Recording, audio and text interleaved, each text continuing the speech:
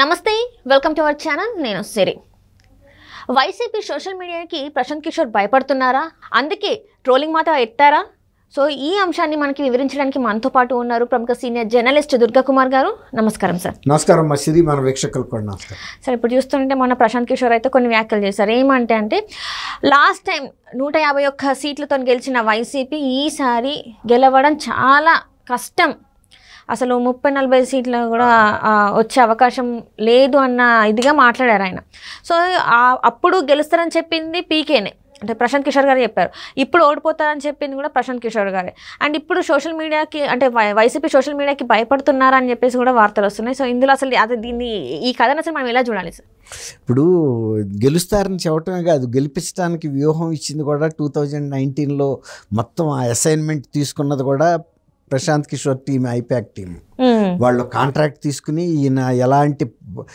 వ్యూహాలు అమలు చేయాలి ఎవరిని ఎలా మేనేజ్ చేయాలి ఎన్నికల నిర్వహణ ఎలా జరగాలి పోల్ మేనేజ్మెంట్ అంటారు కదా ఆ పోల్ మేనేజ్మెంట్కి సంబంధించిన పూర్తి అంశాలు రోడ్ మ్యాప్ ఇచ్చింది వాటిని పర్యవేక్షించింది కూడా పీకే టీమే అప్పుడు ఐపాక్లో ఆయన ఉన్నారు కానీ ఈ 5 ఏళ్లలో జరిగిన మార్పు ఏంటంటే ఒక్కసారి జగన్మోహన్ రెడ్డి గారు అధికారంలోకి వచ్చిన తర్వాత ఆయన పీకేని కూడా కేర్ చేయటం మానేశాడు ఎందుకంటే పీకే ఆయన కొన్ని ఎజెండాతో వచ్చారు జగన్మోహన్ రెడ్డి గారు ఆయనకి ఎజెండా ఏంటి అనేది పీకేకి తెలియదు పీకేకి ఇచ్చిన ఎజెండా ఒకటే నన్ను ఎట్టి పరిస్థితుల్లోనూ 2014లో డిఫీట్ అయ్యా కాబట్టి నన్ను 2019లో అధికారంలో కూర్చోబెట్టాలి దానికి ఎలాంటి నినాదాలు తీసుకోవాలి ఎలాంటి వ్యూహం ఓన్లీ వన్ ఛాన్స్ అని అడిగాడు కదా ఇవన్నీ కూడా పీకే వ్యూహంలో భాగమే స్ట్రాటజీలో భాగమే కాబట్టి అంతవరకే అతనికి చెప్పాడు అతనికి ఇచ్చిన అసైన్మెంట్ నన్ను పైన కూర్చోబెట్టిన తర్వాత నేను తీసుకునే నిర్ణయాలు నేను చేసిన చర్యలు నా వైఖరి వేరే ఇక దాటిలోకి నీకు ప్రమేయం లేదు అక్కడ కాంట్రాక్ట్ అయిపోయింది కాబట్టి ఆర్థిక విషయాల్లో కానీ పాలనా విషయాల్లో కానీ తర్వాత ప్రతిపక్షాల పట్ల ఎలా వ్యవహరించాలి ఏ వర్గం ప్రజల పట్ల ఎలా వ్యవహరించాలనే విషయంలో కూడా ఆయన కనీస బాధ్యత కూడా మర్చిపోయి ప్రజల్లోని శత్రువుగా చూశాడు 151 మంది సీట్లు ఇచ్చిన ప్రజలే ఆయనకి ప్రథమ శత్రువు అయ్యారు ప్రజావేదికే ఫస్ట్ టార్గెట్ అయింది ఇప్పుడు ప్రజలు ఎందుకు ఆయన రాంగ్ టార్గెట్ ఎన్నుకున్నాడో మనకు తెలియట్లా ఇది 151 సీట్లు ఇచ్చి ప్రజలు నీకు మేలు చేశారు కదా నీకేం ద్రోహం చేశారు ప్రజల మీద నువ్వు పోలీసులను ఎందుకు ఉపయోగించావు ప్రజల మీద ఈ కక్ష సాధింపు చర్యలకు ఎందుకు దిగావు ఇవన్నీ కూడా మనకు అర్థం కాని అంశాలు ఇప్పుడు ఆయన అంటున్నారు కదా సైకో అని నిజంగా ఎవరైనా ఒక మానసికంగా ఆరోగ్యంగా ఉన్న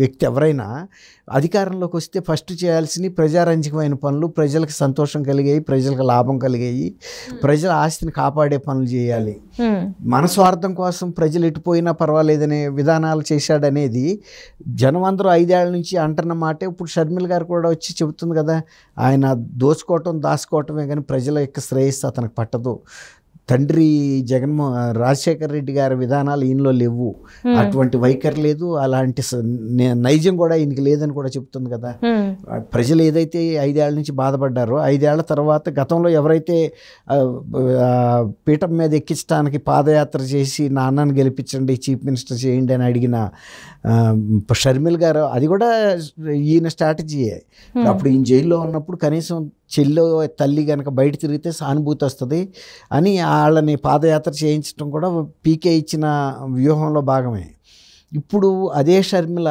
ఈయన గురించి ఇంత వ్యతిరేకంగా చెబుతుందంటే వాళ్ళ కుటుంబంలో కూడా ఈయన పాత్ర ప్రజలతో ఎలా వ్యవహరించాడో కుటుంబ సభ్యులతో కూడా అలాగే వ్యవహరించాడు కఠినంగా కక్ష సాధింపుగాను లేకపోతే వేధింపులుగా ధోరణితోనే ఇప్పుడు రాజశేఖర రెడ్డి గారు చనిపోయిన తర్వాత వాళ్ళ ఇంట్లో ఒక 10 మంది సభ్యులు ఉన్నారా ఆస్తులు పంచుకోవటానికి లేరు కదా ఆయన భార్య ఉన్నారు రాజశేఖర రెడ్డి గారికి కొడుకు కూతురు ఉన్నారు అంతే వీళ్ళ మధ్యలోనే ఆస్తి పంపకం జరగాలి తర్వాత ఇంకోటి ఏంటి రాజశేఖర రెడ్డి గారు చనిపోగానే సహజంగా ఫస్ట్ వారసురాలుగా విజయమ్మ గారు వచ్చేస్తారు విజయమ్మ గారు ఆస్తిపాస్తులకు సంబంధించి ఆమె కస్టడీలోకి తీసుకున్న తర్వాత ఆమె కూతురికి ఏమేమి తీసుకోవాలి లేకపోతే కొడుక్కి ఏమేమి తీసుకోవాలని నిర్ణయించే బాధ్యత తల్లిగా ఆమెకుంది తర్వాత ఆమె కూడా అంత చెప్పలేని పరిస్థితి ఉంటే నెక్స్ట్ బాబాయ్ అన్నాడు మన చనిపోయారు కదా మన వివేకానంద వివేకానంద రెడ్డి గారు అట్లా అసిస్ట్ చేస్తారు ఎవరైనా ఒక సహజమైన ఫ్యామిలీలో. కానీ అట్లా జరగల అక్కడ. ఆయన విజయం గారికి ఏమి దక్కనివ్వకుండా మధ్యలో ఈయనే మొత్తం ఆస్తులన్నీ స్వాధీనం చేసుకుని, వ్యాపారాల స్వాధీనం చేసుకుని ఈయనే చైర్మన్గా, వీళ్ళ భార్య వీళ్ళు అంటే భారతీ రెడ్డి గారు వీళ్ళు అయిపోయారు. దీంతో అసలు ఇష్యూ మొదలైంది అక్కడ కదా. ఆమెను సరిగ్గా చూడకుండా, ఆస్తులు ఇవ్వకుండా, పట్టించుకోకుండా, అడిగినా కూడా ఇవ్వకుండా ఇది చేస్తున్నాడు అనేది. ఇప్పుడు వైఎస్ ఇతను ఏం చెప్పాడు, పీకే కూడా ఆయనకి నేనేమి సలహాల్లో, సంప్రదింపుల్లో, పరిపాలనలో నేను భాగస్వామిని కాదు. ఆయన పరిపాలన ఇప్పుడు కొత్తగా చెప్పాలా ఓడిపోతాడని. అంతకుముందు కూడా ఆయన చెప్పాడు ఘోరమైన ఓటమి ఉంటుంది, మామూలు ఓటమి కాదు, క్రషింగ్ డిఫీట్ అంటారు చూసారా, చాలా అవమానకరమైన ఓటమి ఉంటుంది. అంటే మనకు అర్థమయ్యే భాషలో చెప్పాలంటే గతంలో వైసీపీ ఎన్ని సీట్లు అయితే గెలిచిందో తెలుగుదేశం, జనసేన అన్ని సీట్లు గెలిచి ఎంత క్రషింగ్ డిఫీట్ అయితే తెలుగుదేశం 2019లో ఫేస్ చేసిందో అలాంటి ఓటమిని జగన్మోహన్ రెడ్డి గారు ఫేస్ చేయబోతున్నాడు అనేది ఈయన పీకే గారు చెప్పిన సారాంశం. అది మరి వీళ్ళకి రుచించదు కదా. అందులో ఎన్నికల ముందు చెప్పాడు. ఇప్పుడు వాళ్ళు ఏమనుకుంటున్నారు, వైఎస్ఆర్సీపీ వాళ్ళు మళ్ళీ వివేకానంద రెడ్డి గారి హత్య కేసుని ప్రముఖంగా తీసుకొచ్చి జనం మీదకి తీసుకొచ్చి, అది ఒక ఇతను ఎవరు మన అతని పేరు అప్రూవర్గా మారిన దస్తగిరిని గొడ్డలు పెట్టి చేత్తో చంపుతున్నట్టు పెద్ద ఆర్టికల్లో వాళ్ళ సాక్షి పత్రికలో వేశారు. ఆ చుట్టూ రౌండ్ ఫోటోల్లో ఎవరెవరు ఉన్నారు, అసలు ఆ కేసుతో సంబంధం లేని వ్యక్తులు. అసలు కేసుతో సంబంధం వ్యక్తులు జైల్లో ఉన్నాడు భాస్కర్ రెడ్డి గారు, తర్వాత అవినాష్ రెడ్డి గారు బెయిల్ మీద ఉన్నాడు, అరెస్ట్ అయ్యి బెయిల్ ఇచ్చారు. అట్లా వీళ్ళందరినీ వేయకుండా తర్వాత జగన్మోహన్ రెడ్డి గారి మీద కూడా నోటీసులు ఇచ్చారు. జగన్మోహన్ రెడ్డి గారు పిఏకి ఇచ్చారు, ఆయన ఓఎస్టీకి ఇచ్చారు, తర్వాత భారతీ గారు పిఏకి కూడా ఇచ్చాడు. ఆమె ఫోన్ ద్వారా ఇక్కడికి మెసేజ్ ఇచ్చారని. వీళ్ళు ఆ కేసుతో సంబంధం లేని ఆయన 2 స్పెషల్ ఇన్వెస్టిగేటివ్ టీమ్స్ వేశాడు జగన్మోహన్ రెడ్డి గారి టైంలో. మొదటి టీంలో కానీ లేకపోతే రెండో టీంలో కానీ సిబిఐ ఎంక్వైరీలో కానీ ఎక్కడా కూడా చంద్రబాబు నాయుడు గారు, లోకేష్ గారు ప్రస్తావన కానీ, తర్వాత ఆదినారాయణ రెడ్డి, బీటెక్ రవి వీళ్ళ ప్రస్తావన ఎక్కడా కూడా రాలేదు. వీళ్ళకి నోటీసులు ఇవ్వలేదు.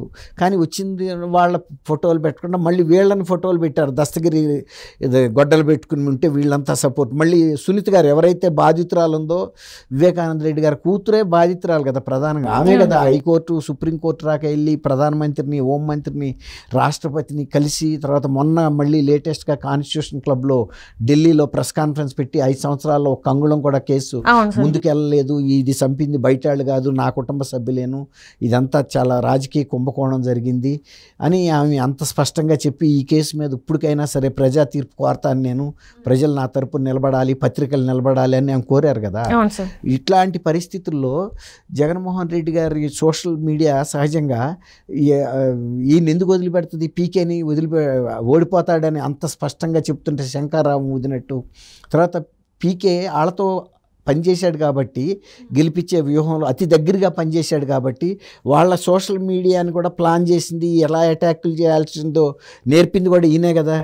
ఆయన సోషల్ మీడియా ఎంత బలంగా ఉంది, ఏం పనులు చేస్తుందని, ఇలా ప్రత్యర్థుల మీద దాడి చేస్తా కాబట్టి నన్ను కూడా ట్రోలింగ్ చేస్తారని ఆయన భయపడుతున్నాడు. అందుకే అన్నాడు, నన్ను ఎంత ట్రోల్ చేసినా నాకు పర్వాలేదు, నేను ఇవాళ ఏమి వ్యూహకర్తను కాదు, పార్టీ నాయకుడిని బీహార్లో, కాబట్టి నేను నా మనసుకి ఏది అయితే తెలిసిందో నేను అది చెప్పాను అంతే. కాబట్టి అది అందుకు ట్రోలింగ్ చేస్తారని ఆయనే వాడాడు కాబట్టి అందరూ భయపడతారని అనుకుంటున్నాడు. అయినా పర్వాలేదు అన్నాడు. ట్రోలింగ్ చేసినా నాకు జరిగే నష్టమేం లేదని చెప్పాడు. ట్రోలింగ్ ఎంత చేసినా ఓడిపోయి ఆయన గెలవడు కదా. ట్రోలింగ్ చేస్తే వాళ్ళ బుద్ధి బయటపడుతుంది, ఇంకా పలసపడతారు. అది అట్లా మనకి అర్థమవుతుంది.